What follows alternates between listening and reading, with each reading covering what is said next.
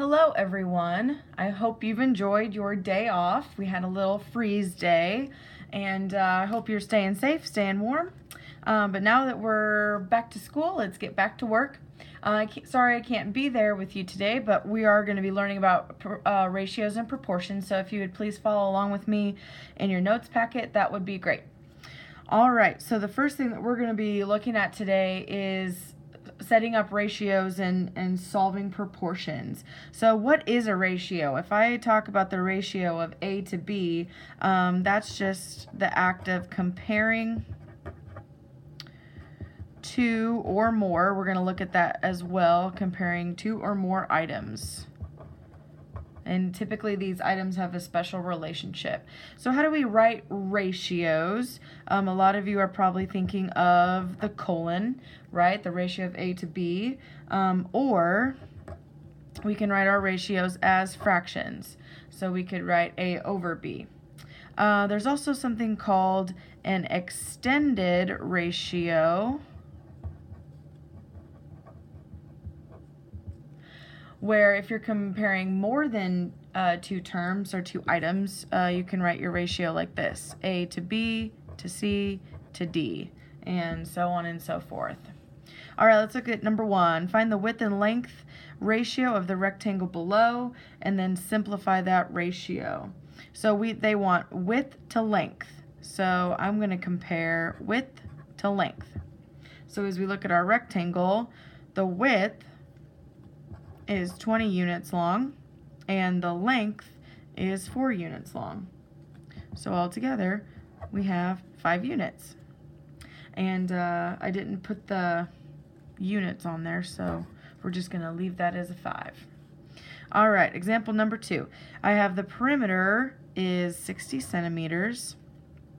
The ratio of AB to BC is 3 to 2. All right, and I also know that this is supposed to be an L, by the way. So AB is L, BC is W, and that corresponding ratio is 3 to 2. So I can set this up, this is L, this is W, set this up as an equal fraction. And then let's think about this for a moment. If I know that my length is 3 units and my width is going to be 2 units.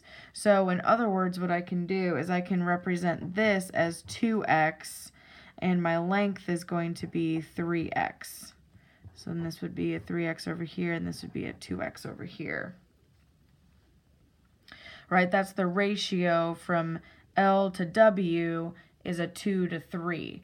And then I don't know the length of each of these, so then I have to represent that with an x. But I do know that the perimeter is going to be 60. So if we add all of these together, that should be 10x if I added all of those together and set that equal to 60. So I can see that x equals 6. So then I can properly answer the question. Our length is going to be 18, and our width is going to be 12. And of course, these are centimeters. So we're going to want to add that in there. All right, there's number 2. All right, let's try letter B. Again, we have the perimeter is 56. And the ratio of LM to MN is 5 to 4. Okay, so MN is down here. And these little tick marks, hopefully you're recognizing these as being congruent. This is an isosceles triangle. So each of those is going to be 5x. Put it all together, I should have 14x equals 56. So x should be 4. And then we can find the side lengths of the triangle. So side number 1, we should have LN equals 20. LM also equals 20, and then NM equals 16. And these are all inches.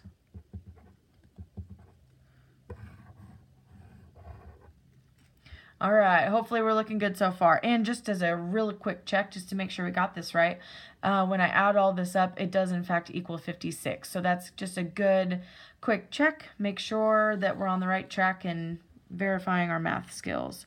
All right, we're going to look at an extended ratio now where we're going to compare not just 2 items, but 3. And in this case, we're talking about the measures of a triangle. So we're going to use this ratio, and we want to find the measures of the angles. So let's think about this. I've got JKL,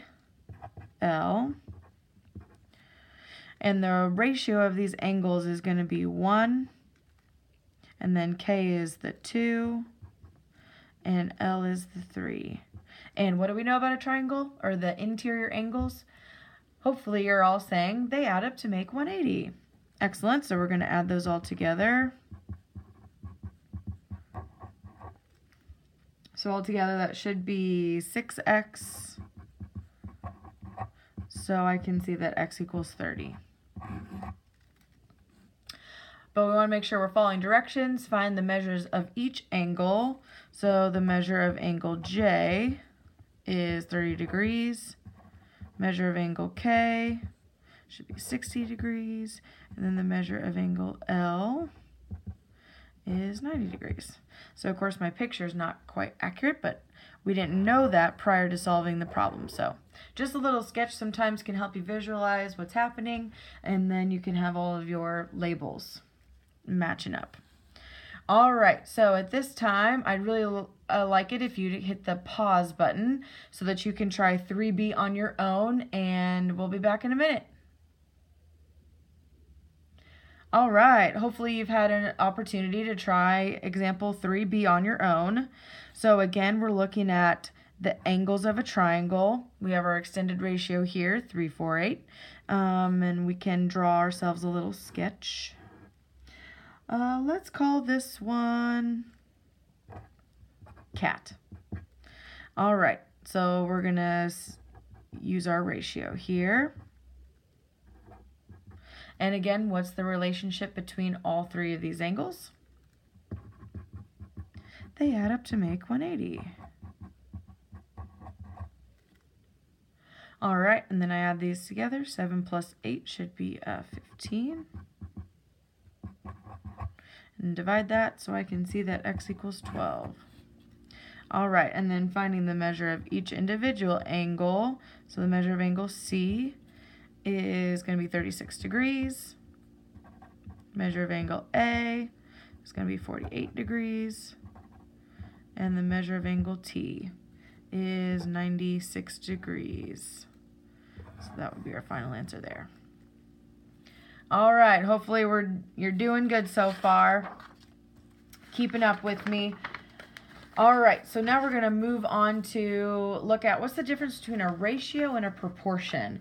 They are pretty commonly intermixed, or people use them, don't use the right word at times. There is a difference between a ratio and a proportion. A ratio is just the comparison between 2 things. And it's typically written as a fraction, ratio of A to B.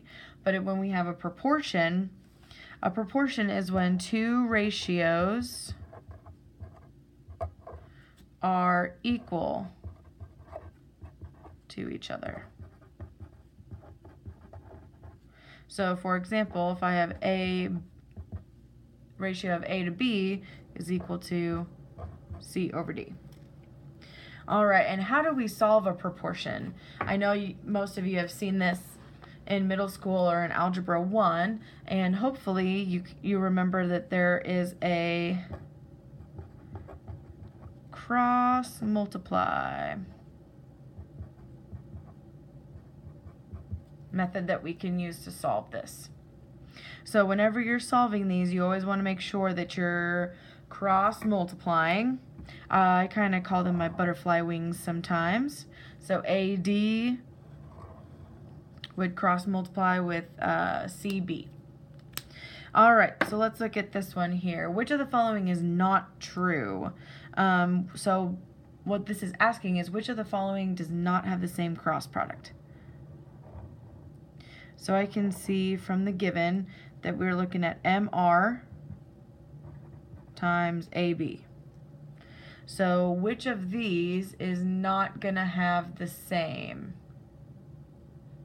MR, AB. So it looks like B is the odd man out here. This cross product does not match. All right.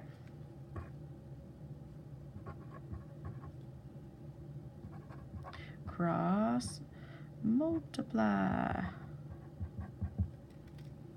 All right, let's try letter A. Again, we want to set up our butterfly wings. So I've got 2x equals 7 times 6. 7 times 6 is 42. So x equals 21. All right, that one wasn't too bad because we only had one variable. But what happens when I have multiple variables and I have an x minus 6? So this is where a lot of people start to make mistakes. X minus 6 goes together, so we need to make sure that stays in parentheses. And then my other butterfly wing for x. So this is super important that this stays in parentheses because we're actually going to have to distribute here. So I'm going to distribute the 10.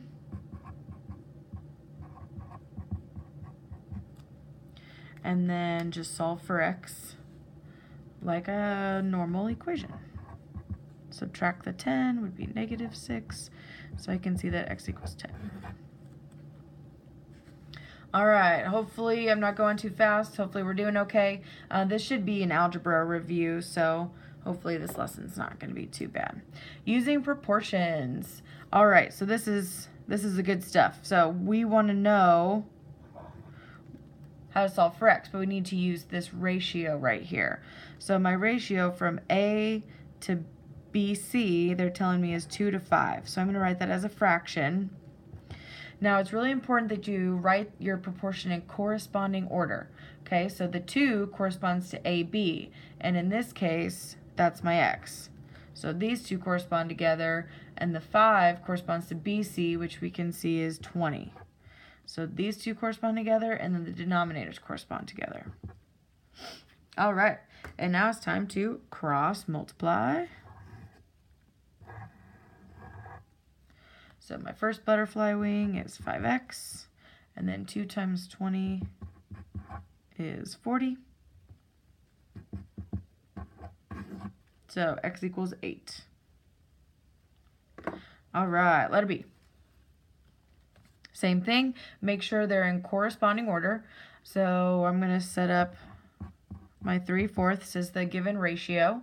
MN is 9, so that corresponds to 3. And then MO is 2M plus 4.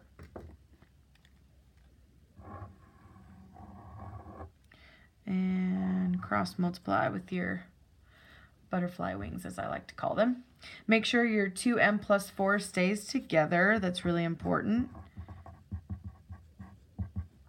And then 4 times 9 is 36. And distribute.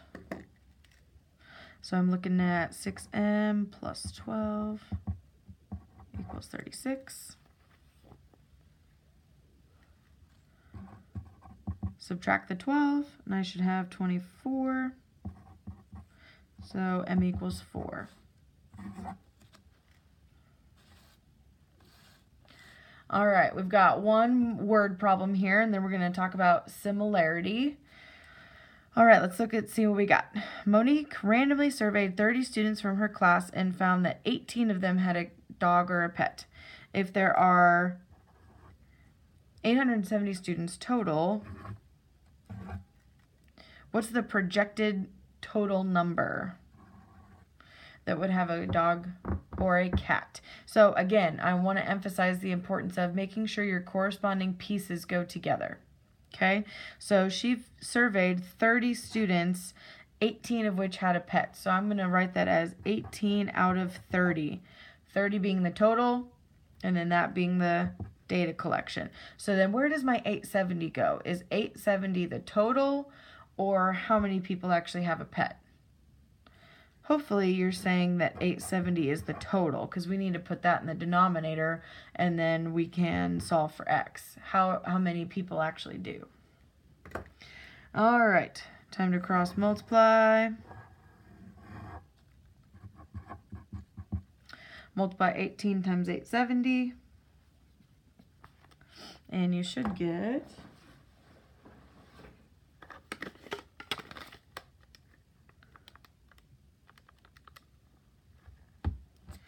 let's see, 15,660. And then divide that by 30. And I'm coming up with 522 students. This is a word problem, so we want to make sure we have a label on that. All right, looking good. All right, and since we did have a freeze day today, in efforts to try and get ahead a little bit, I am going to talk about the next page, which is all about similar figures. And we talked about this a little bit on Tuesday when we did dilations in the coordinate plane, and how if we have an enlargement or reduction, they're not congruent, but they are what we call similar. So we're going to be looking at similar figures today. And when you take a look at this diagram here, notice that your corresponding angles are all congruent. So this is very important. Every corresponding angle is going to be congruent. However, are the sides congruent? Is 20 the same as 16? No, these are not going to be the same. These are what we call proportional. So they all have the same ratio from this polygon to this polygon. All right, so let's look at number 1 and number 2. There's a couple things that they're going to ask for you to do. We're going to list out all of the congruent angles, and then we're going to write a statement of proportionality. And I'm going to talk about what that means. All right, so let's look at number 1. So number 1, they've given you a similarity statement. This triangle is similar to this triangle, and again, they're in corresponding order. So I know that angle A has to correspond with angle D. So those two are going to be congruent. And then angle B corresponds to E, and then C corresponds to angle F. So hopefully you're getting those written down on your notes packet. And, oh, I was going to label these on my figure as well. So A is congruent to D, and then B, and finally C. There we go. All right, so now I want to look at the sides. It asks us for a statement of proportionality. So what we're going to do is write a big old proportion for each side. AB is listed first. So AB corresponds to DE. And I have that written here. So AB, DE, and then my next segment, BC, is going to be the same as EF because they go in order. And then AC and then DF, they go in order as well. All right, so what I'd like for you to do is try number 2. See if you can mark the diagram using the similarity statement. Go ahead and hit the pause button at this time and try number 2. And we're back. Let's take a look and see what we got. All right, I'm going to draw and label my diagram first. So R is going to be congruent to W. S is congruent to V.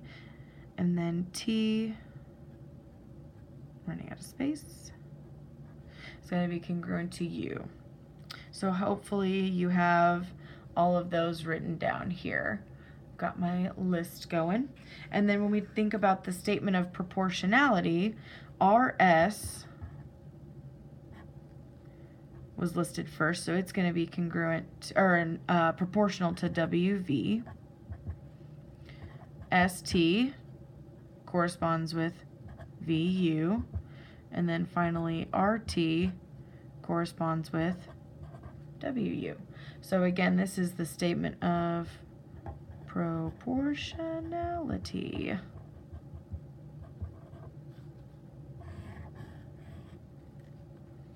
And all my congruent angles are listed there. All right, so we're going to put it to the test. We're going to combine what you know about similarity statements and solving proportions. So let's look at 5 and 6.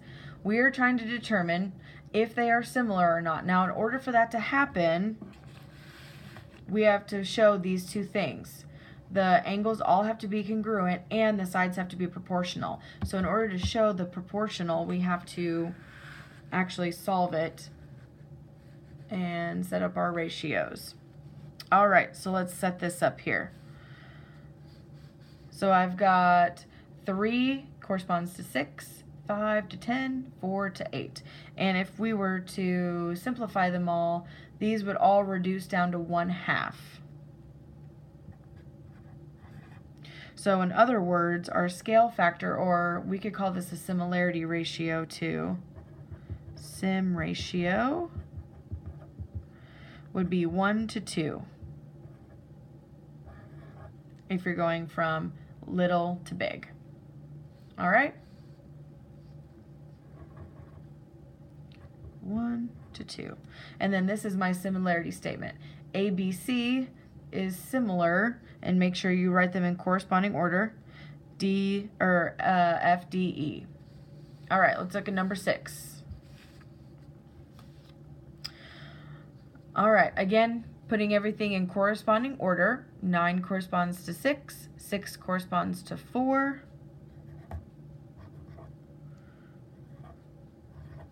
and that should reduce to 3/2. So I could write the similarity ratio as 3 to 2. Okay, same thing. All right, and then here's my statement of my similarity statement.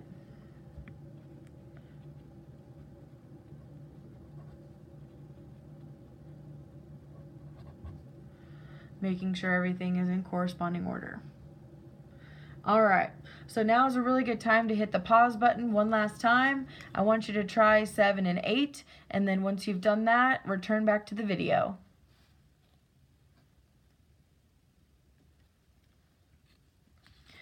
All right, hopefully you've had a chance to try 7 and 8. Hopefully you've noticed that 7 is not, these are not in the same orientation, so we have to be a little bit careful because the 8 actually corresponds with the 6. And then this 6 corresponds with the 3. So when we write that, we want to set it up like this. 8 to 6, 6 to 3, and our cross products do not match in this case because 36 does not equal 24. Or you could have reduced the fractions and seen that those weren't going to be proportional. So these are not similar because our sides are not proportional. All right, let's look at number 8. Now, number 8, the orientation is not the same once again. So what I've done is I've redrawn triangle DEF. So this is angle D, this is E, and then this was F, just changing the orientation a little bit. And we can see that everything lines up perfectly. So if they're proportional, if they're the exact same length, then our scale factor should be 1, or our similarity ratio. Similarity ratio would be the same thing. And then here's my similarity statement. Similarity statement. Stating that the triangles are similar and I've got them in corresponding order. So we are good to go. All right, well, I'm anxious to see you guys back next week, and stay warm out there.